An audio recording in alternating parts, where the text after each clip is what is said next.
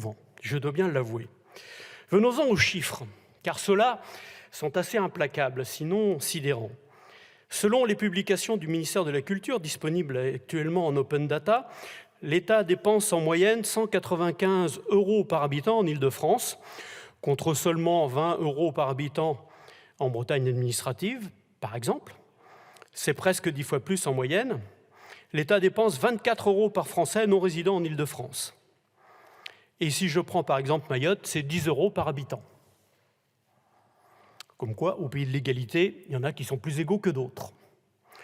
Je serai donc très attentif aux explications de la ministre.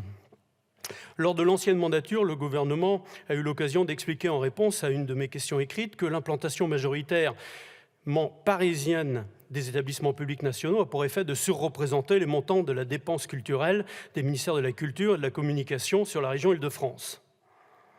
Cela a le don de me surprendre. Existerait-il dès lors une fatalité à l'implantation majoritaire parisienne de ces organes nationaux, comme l'indique l'intitulé de notre débat de ce soir? Je répondrai qu'il s'agit avant tout de décisions politiques. Et rien ne peut justifier les raisons de cette hyperconcentration des dépenses dans la région capitale.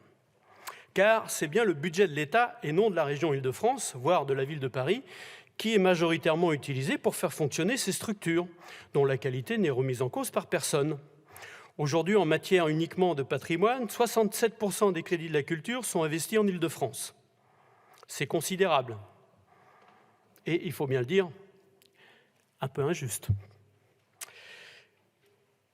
Une plus juste péréquation des crédits est donc nécessaire, et je suis à ce titre favorable à un réel transfert des compétences et des moyens vers les régions afin de s'assurer une plus juste équité dans ce domaine. Je me permets à ce titre d'évoquer un chiffre qui parlera à tout le monde. Le financement du Louvre-Lens, inauguré en grande pompe en 2012, l'a été à hauteur de 1% par l'État. Seulement 1%. Le reste a été financé par les collectivités locales et l'Union européenne. Le musée du même nom à Paris est pourtant financé, lui, à 100% par l'État.